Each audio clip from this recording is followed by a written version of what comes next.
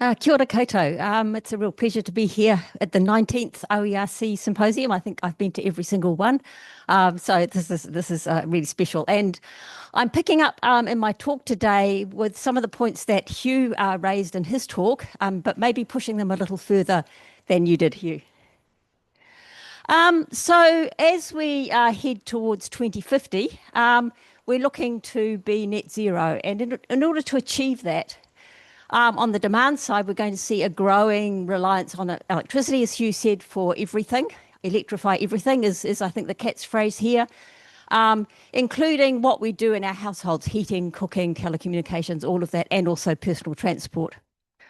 On the exposure side, we're going to see, I've got 60 to 70%. I think you indicated maybe 40% growth in electricity, but surely a big investment in electricity infrastructure and much more dispersed renewable generation. In terms of hazards, as we already know, we're going to get increases in extreme weather events that can cause electricity outages. And if we take this kind of this risk wheel that's commonly used, this is leading to enormously increased risks in terms of all of those elements of how risk is defined. So some of the direct impacts of extreme weather events can impact every element of the electricity system, from dry years impacting on production and prices, through to high winds, as we've seen recently, through to heat-related reduction in transmission, landslides, high winds causing vegetation fires or outages, changing demand like increases in summer cooling, high spot prices, factory closures, etc. A huge range of impacts that can potentially occur on the electricity system. And in addition to that, as you mentioned, cascading impacts, for example, on transport, power prices, businesses, and health. What we're going to see as we head towards 2050 and towards 2100 indeed is extreme events becoming much more likely. So at 2 degrees, which we may actually achieve by 2050, unfortunately, a 1 in 50 year rainfall event is twice as frequent, and a 1 in 50 extreme temperature event is 14 times as frequent. This is at a global scale. And this is only at 2 degrees. By the end of this century, we'll be having much higher temperatures, at the very least about 2.6, and very likely more than that if the current political climate carries forward. So what do extreme weather impacts look like? Well, we know, because we're already experiencing them. The Auckland anniversary floods in 2023, 26,500 homes in Auckland lost power, lots for more than a day, and then a second flooding event. Cyclone Gabrielle, we're very familiar with almost 234,000 homes without power, some without power for more than a week, and about $720 million worth of costs for repairs and the value of lost load. Just this year, we had the Tasman floods in the Golden Bay and Motueka area. We had lightning strikes, which are also increasingly likely with climate change. 2 water treatment plants put out of operation. We had the high winds just very recently in Southland and Clutha, with over 2,000 without power for at least 2 days, and some for much longer, and a state of emergency declared. So this is just a few of those examples that we are already seeing examples of right now, and are much more likely as time goes on. And so how are we responding to these? Well, right now, there's a lot of money put into restoration after the fact. There's also infrastructure rebuilds happening. There's a big discussion around grid hardening, particularly amongst the EDBs, essentially burying power lines and moving infrastructure away from dangerous places. And now everybody wants a generator. And what we're seeing in terms of surveys is that the population generally is already concerned about this. So this is a consumer perceptions survey by the Consumer Advocacy Council last year. So New Zealand's electricity system will not be resilient to extreme weather events, resulting in frequent electricity outages, has leapt from 57% in 2022 up to about 65% last year, and probably increasing from there.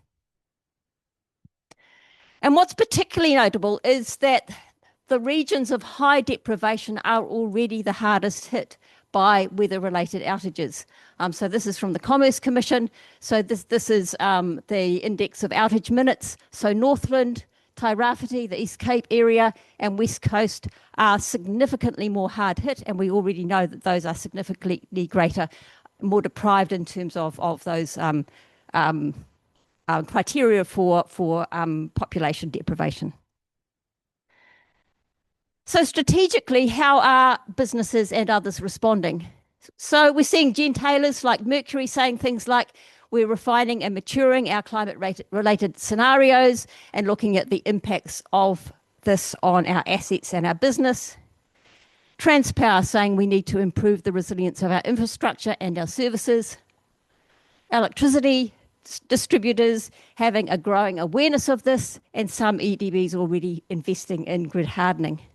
And as an example, Vector, their recent discussion document here, which is a really good one to read, are suggesting that over the next 10 years, they might be investing $300 million to enhance their climate resilience. To mitigate all known climate risk that they're aware of right now would be about $1.75 billion. And so they're sort of saying, to what extent do we push these costs onto our customers, or to what extent do we expect our customers to actually create their own response, resilience response within their own households and businesses? And these are really, really critical questions. The Electricity Authority defines climate resilience as ensuring the least possible damage to infrastructure and support services while enabling quick recovery and restoration to a stable operating state. And this recent green paper around a more dispersed or decentralized electricity system suggests that remote and hazard-exposed communities, like some of those ones we're talking about in Northland and Tairāwhiti, need more energy options that are designed to withstand climate change impacts and other hazards. Big investments needed there, and also energy resilience hubs. So what are the challenges of what's happening right now? First of all, what really concerns me and my two co-authors in this is that we don't have a whole system response.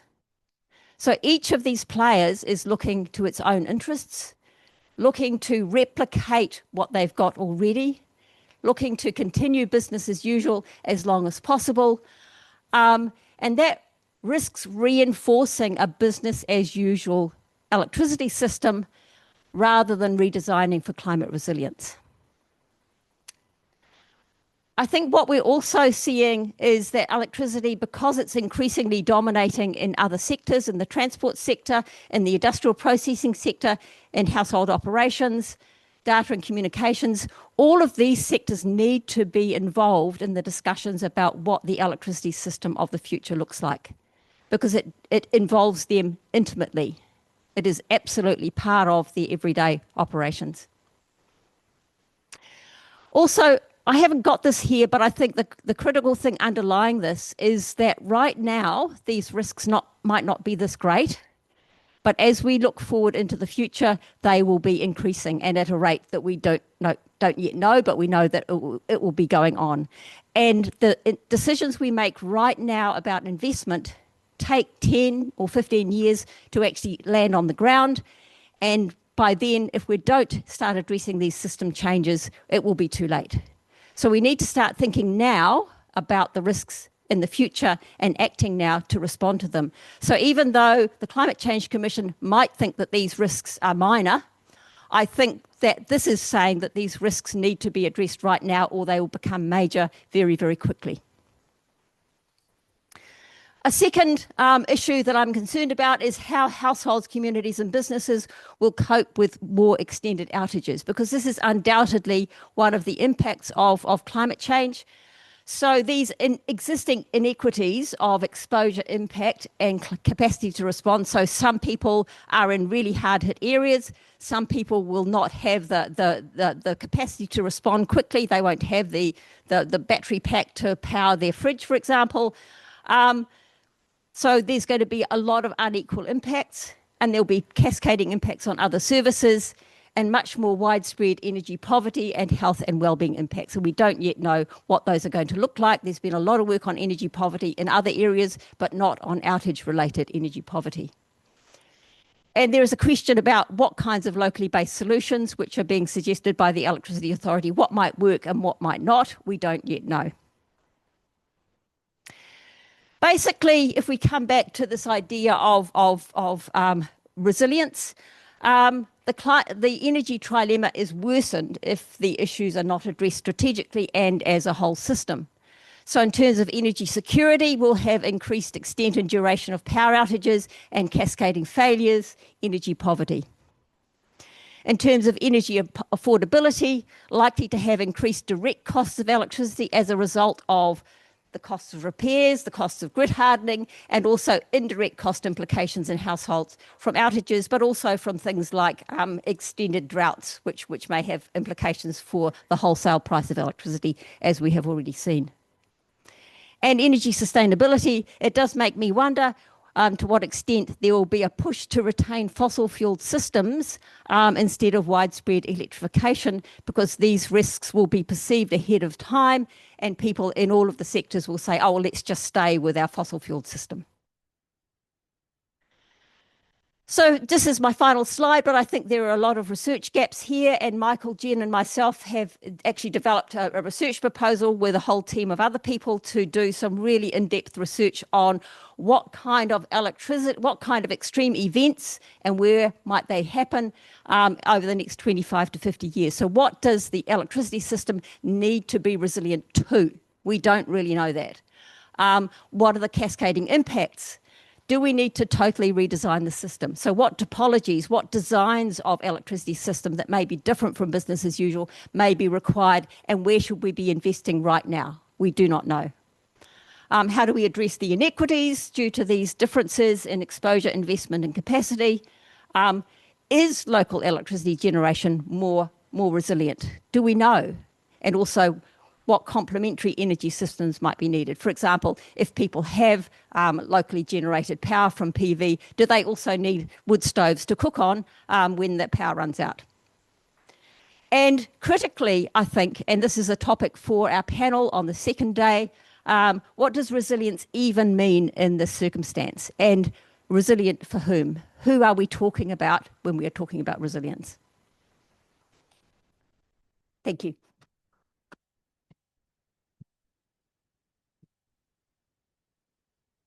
Great. Thank you very much, Janet. I think you made a really strong case there for the importance of the major risk that climate change poses to our energy systems, and I think that kind of is going to set the scene for the next couple of days of talk. So thank you very much.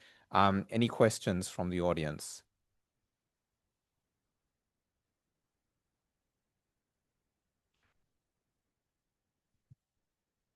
Thank you, Janet. Clearly, professor in this space. Do you have many peers around New Zealand who are, having these similar thoughts, or are you sort of, you and your research group kind of pioneering this stuff? In developing our research bid to Endeavour last year, we pulled together a great team of people, which involved people from Canterbury University, Auckland University, Waikato University, and some CRIs. So there are a number of people who are interested in aspects of this, but no one had been looking at it as an interconnected problem. So I think our innovation here has been to say, let's look at the whole system implications and let's leapfrog 25 to 50 years in the future and say, what do we need then that we need to start planning and investing in right now?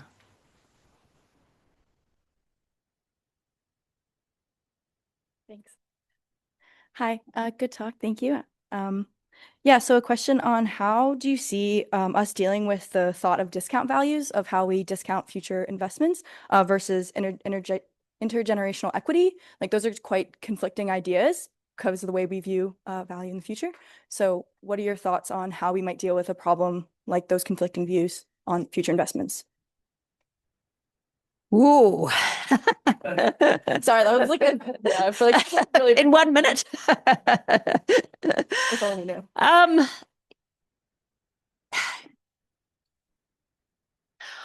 Yeah, I think within electricity, well, in all business investments, we do tend to discount the future. We just discount future generations. We give the current generation a lot of priority. With climate change, we are bequeathing to future generations a really destabilized situation, probably less well-being, poorer investment opportunities.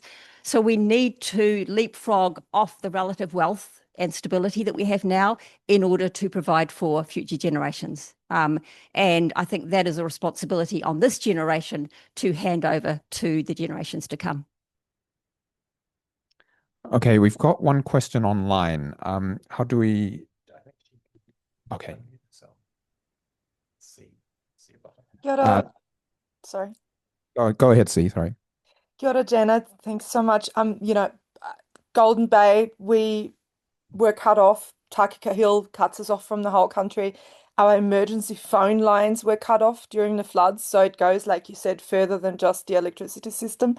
Do you think that we need to actually prioritize different communities, like those extreme, remote, rural, end of the line communities, even though we are obviously we're only 3,500 people? So in terms of where you put the money, and there is less money coming from those small communities to small EDBs like Network Tasman, like how do you deal with it? That needs a national response, right?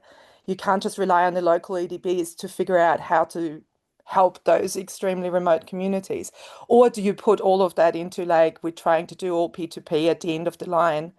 What do you think? How should we address that as a country? Because there's a lot of our communities around.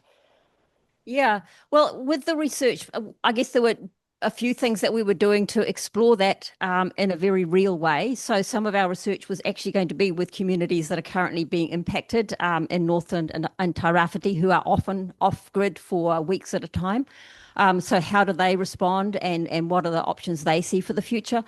But in addition to that, I think it's dangerous to kind of leapfrog immediately into saying local energy systems, P2P trading, reliance on EV batteries is the answer, because we don't yet know that. There's a lot of modelling we need to look at in terms of local systems and national systems, and to what extent can local energy systems complement the national grid, rather than leaping directly into that's the answer. And so part of our research was to explore that, along with how communities felt about these challenges as well.